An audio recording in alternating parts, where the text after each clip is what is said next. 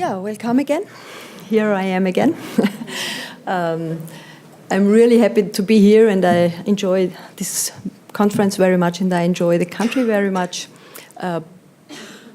But in fact, I should not be alone here, so other people should have talked to you, as there are the representatives of DEBRA, Rainer Riedl, who is our chair, and Gabi Pola, who is also at the DEBRA board, and she is running EB Clinic, and she should have done this talk, but I try my best to do this now. DEBRA Austria is as you know, a patient organization that's founded 1995, and since then they really tried to offer help for all our patients. They wanted to assure that everyone who lives with EB in Austria can get the medical care he or she needs, and they always wanted to make great effort to get better research for a treat for EB.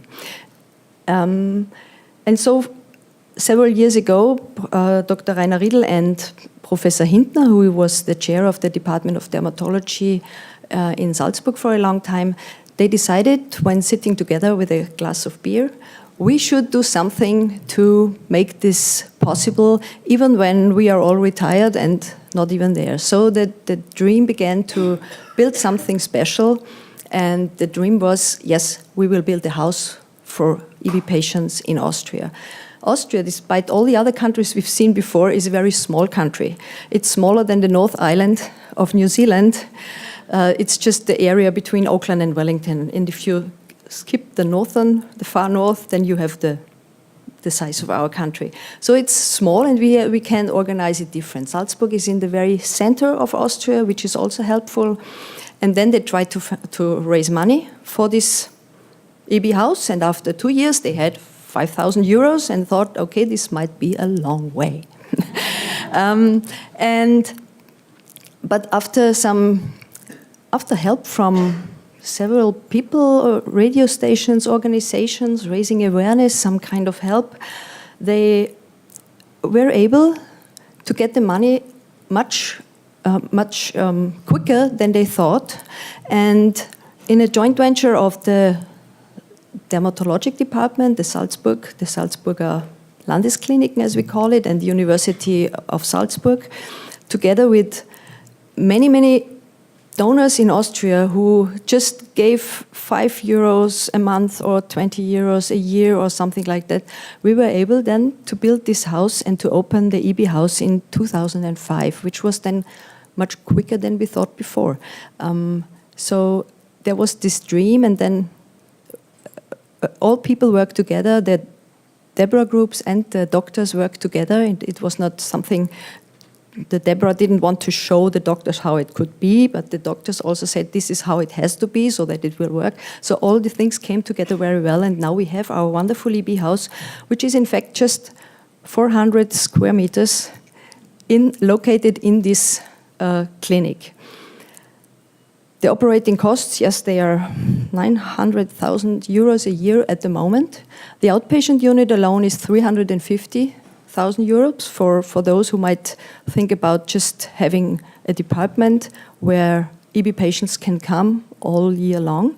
But all the other money is in research at the moment. Yes, this has to be there. So these are the people that should also have been here. Despite me, I am here, I'm lucky. Professor Hintner, he's the one who, yes, he's the big brain behind the idea of the EB house, and Rainer Riedl is the one who is behind the big money. So those two they really worked well together for 20 years, and this is, I think this is the only secret of the EB house, that these people are so skilled that we had the possibility to do all these things. Professor Johann Bauer, whom you might also know, is now the chair of the Dermatology department. He followed Professor Hintner, and before that he was the head of the research in the EB house. Yes, you know me now quite well. Professor Martin Leimer just recently came to our team. He is the head of clinical research, and Julia Reichelt is head of the research at the EB house. So we have these 3 units, the outpatient unit, the research lab, and the academy, which I will mention a little later.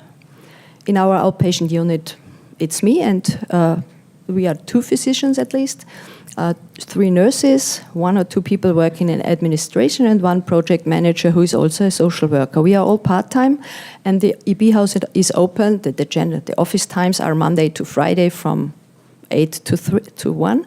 So every patient in Austria who wants to see us can make appointments. We are mostly doing this by phone. And in this outpatient unit, they can get all the diagnostics, the wound management, pain management. We don't have nurses who go to the patients, so the patient has to come to our center.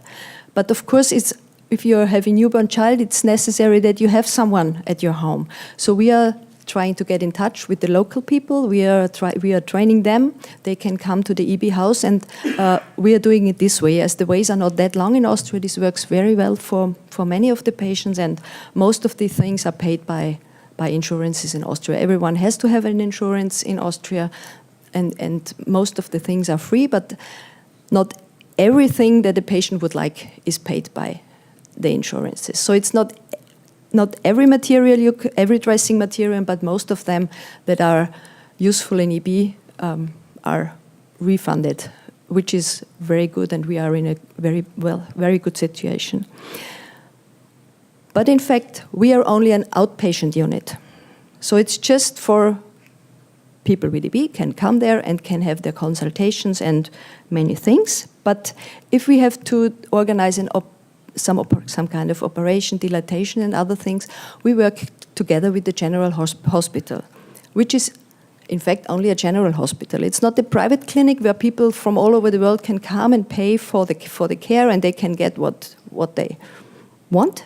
It's just, but we try to help other people from other countries as good as we can, together with all the other experts that are now in our EB house, as we are there for now at the clinic for 25 years, and as an EB house since 2005.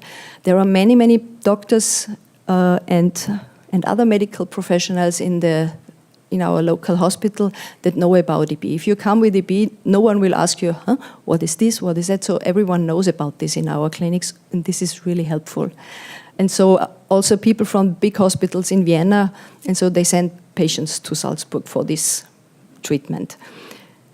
And if we need some dilatation, well, we call the colleagues from the other department and we organize it. Everything is organized by the EB house, but not everything is done at the EB house. So this is how it works in Austria. And yes, this is our aim.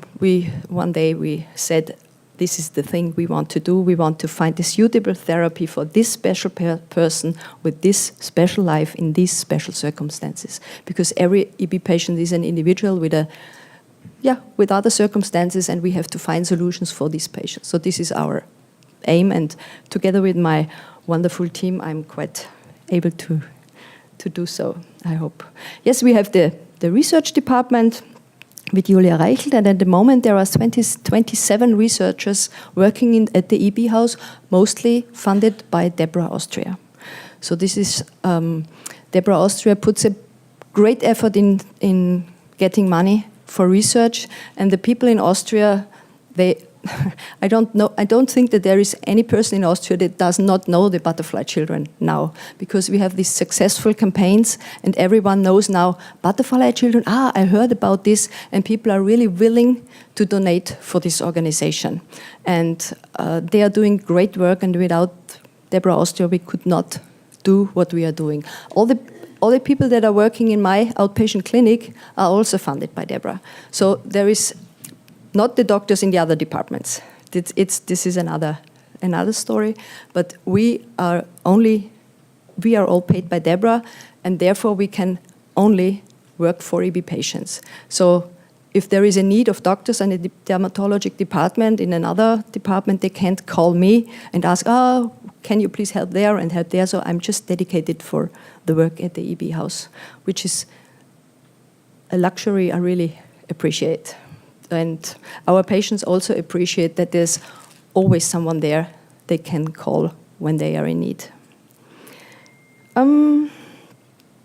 Yes, research is of course a big thing, and the most important thing in the last year is now the transition from the research into clinic. And therefore we have now Professor Leimer on our side, who is also at the Department of Dermatology, but 10 hours a week he's just for the EB house, and he's helping us with all these studies, with bringing in-house research to clinic, with the sponsored trials, and also the cooperation with other study centers. So he's the main head for this work. Yes, and there is, of course, also the academy. Many of you might know Dr. Gabriela Pola-Gubo. Without her, I think the EB house would also not have been realized. She was the first one Professor Hintner asked, just here is a phone, do something and organize something for EB. So this was how it was 25 years ago. And together with her, it was possible then to raise money, to raise awareness, and she was the first one who organized the generalized clinics for all EB patients 2 times a year. So this was the start, and then it was a growing work, and now we have all these wonderful possibilities in Salzburg. She's one of the mothers of EB care in Austria. And now she's leading this academy. With her aims is to educate and to bring education and advanced training to people. She organizes with her team the training for our doctors, for doctors abroad, organizes workshop and conferences. She's also doing a lot of work in fundraising and public relations, which is where she's really, really very skilled. So I could never have done all the things she does for this fundraising and public relation thing. She's also the one who is trying to get the EB registry on the way. We have our registry in Austria, but it's a really, really hard work to bring to make it real, to have an European registry or at least a worldwide registry, and she's also working on that. Well, and she is the EB Clinet, the brain behind EB Clinet, which is all about connection, communication, and collaboration of EB experts of all ways. You will hear a little more about this tomorrow, so I keep this short for today. Yes, and having all these things, we are now in last year in Austria, we were accepted now as an expertise center for EB care. And we are also part of the European reference network, where you have many networks working together. And there is also one for EB skin, and there is a subgroup for it's EARN skin, and there is a subgroup for EB. And I can tell you, to be part of this network was a huge amount of paperwork, just putting on paper what is already going on in our clinic.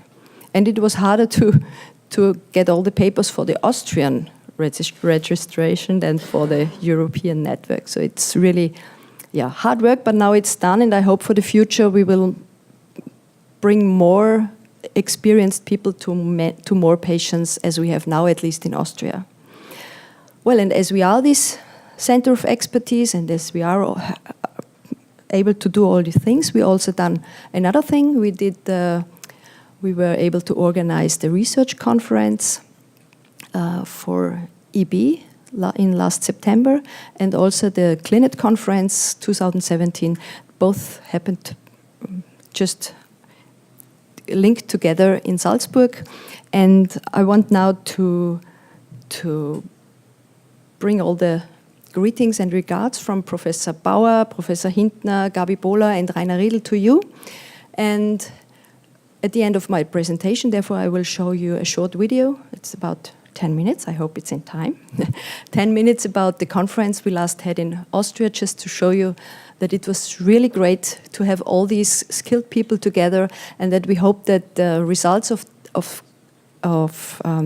conferences like this will one day really help to improve quality of life for every EB patient around the world. Thank you for the moment, and I start the video.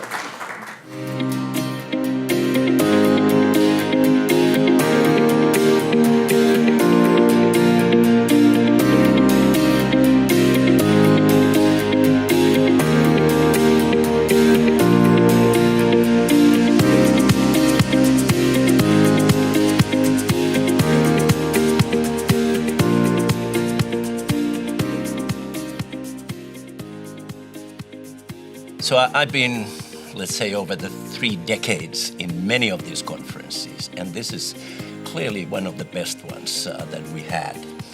One of the recommendations that we had from last year was to utilize events, conferences, where people can have additional learning skills, but also networking, and it's an opportunity to have these groups, these panels meeting together. So I think it is important to bring clinicians and researchers together because we can learn from each other. So everybody has a different point of view. Clinicians see more the patients, researchers know a bit more about the background. And I think if we work together and exchange our knowledge, we can do very efficient trials that meet research and criteria and also the needs of patients.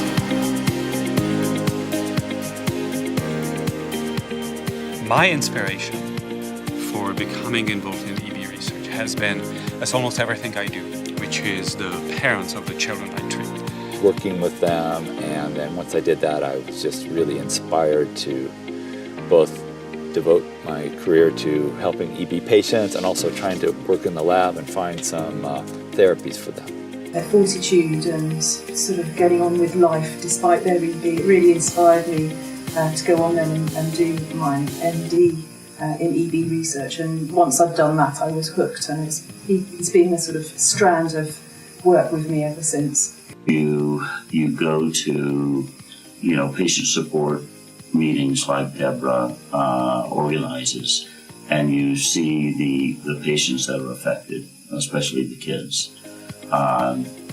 You never look at the way you do science again.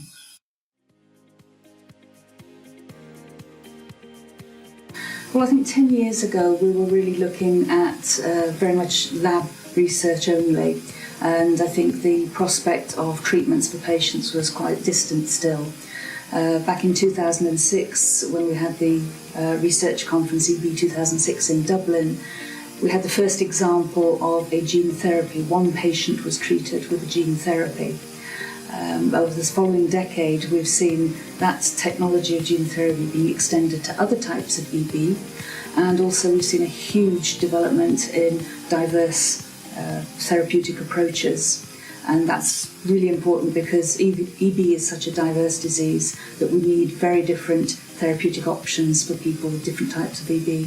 So Pebbles has been running for a few years now. Initially, we did a literature search looking at what was out there already in the natural history of EB. And although there are lots of individual case reports and small case series about all different aspects of EB, actually there's very little that documents how things progress throughout life, what the risks of various complications are by a certain age and so on. So there's very, very little out there, which means there is obviously a good need to do research and actually document things more fully.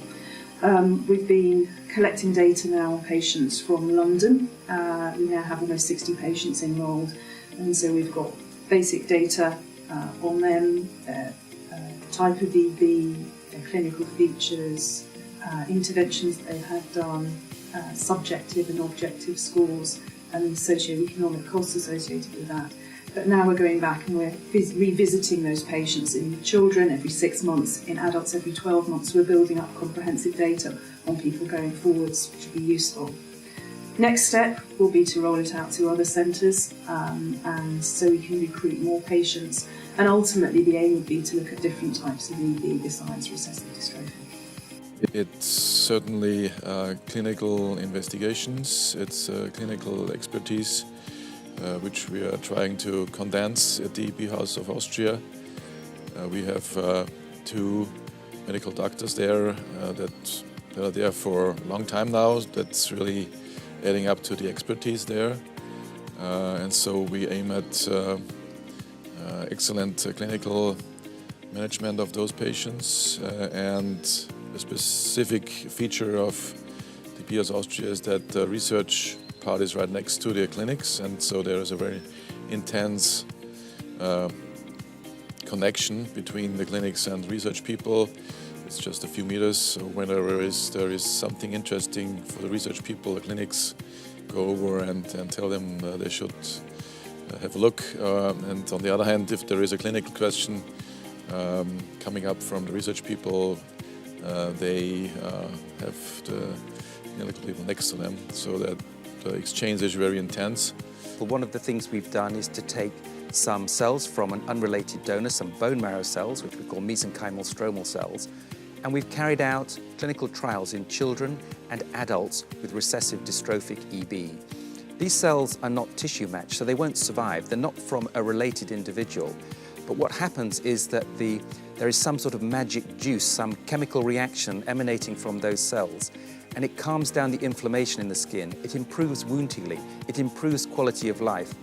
It gives people with EB a glimpse of what it's like to live with EB in a better state. And that's the challenge for me, to go from that preliminary findings, that initial help, to develop something that's more sustainable and can really change lives for the long term. That's the real challenge. It's a very good question. The most impact that I see is going to happen on the transition between gene and cell therapy. I think that people, including our group, that work on the cell therapies, how can we harness the incredible power of the stem cells that we already have in the human body? How can we make them perform the tasks that we want them to perform? And how can we pair this with advanced way of gene correction, which is called gene editing, that I think is going to be the major impact of this particular meeting and this particular group. Looking after a lot of adults who have had aggressive cancer, some of those patients have succumbed to aggressive EB-related cancers. That's a big priority, and I know that people with EB would put that as one of the most important things that we need to look at. So I think that's an exciting area where we've made great strides. I think some of the work with the antisense oligonucleotides and read-through drugs are also very exciting. They're things that you could sort of see coming closer and closer to clinical trials, or extending the sort of early phase clinical trials that have been there already. I found out a lot about a process called angiogenesis, where you get new blood vessel formation in the skin, and that seems to be particularly important in recessive dystrophic EB, and I think that that's actually driving the cancer in recessive dystrophic EB. So there are some possibilities around inhibiting angiogenesis or blood vessel formation, and possibly that might help or extend life for patients with advanced or DB SCC. From the perspective of the normal biology of the skin, we have found that in even very tiny baby skin with EB, there are things going on there that indicate that skin cancer is starting already. So I think that's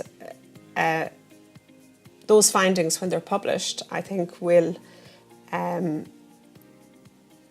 hasten the need to try and correct the abnormality at a very early stage. Hence, all this effort for gene editing, protein therapy, gene therapy. Just in the last year, we've made some major breakthroughs of being able to do a process called reprogramming and gene editing or gene correction all in one step. Just last year, we were able to make some skin grafts that were genetically corrected, and it helped for a while. And, that's a good first step. There's lots more we need to do to be able to fully correct the disease.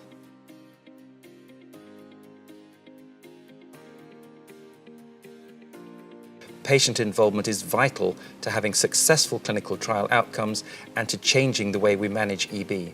Well, if we're going to take things forward, that means clinical trials, and clinical trials, that means patients taking part.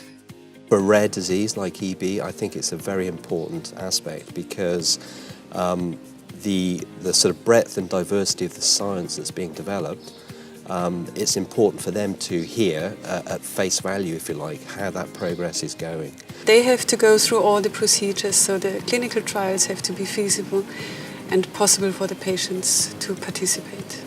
I think it's vital. We need each other, actually, because, sure, this is, as a EB scientific community, we are looking for a cure, appreciate what their concerns or what their problems are, in order for us to focus what is really needed and where is the void of knowledge at this point.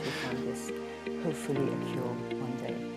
I think as a group, my impression working with the EB community is they're incredibly motivated. They've got a devastating disease. the treatments we've got are not great, they're supportive, they're not actually altering the course of disease. So these are a group of people that are incredibly motivated to take part in clinical trials. However, living with EB every day, for example, you're spending 3 hours a day doing dressing changes, you may be on 10, 15, 20 different medicines that you need to take, you may have gastrostomy bleeding, all of those kind of things, and trying to do a normal life, getting to school, getting to work, having a relationship, having a family, all of those kinds of things. It's an incredible sort of weight for somebody with EB to manage every day. And if you put a clinical trial and all the sort of extra things they may have to do on top of that, it's a big, big ask. So, it's not straightforward, it's not easy for patients. But I am always impressed by the willingness to get involved, even if people know that it may not benefit them directly. Ultimately, it will benefit.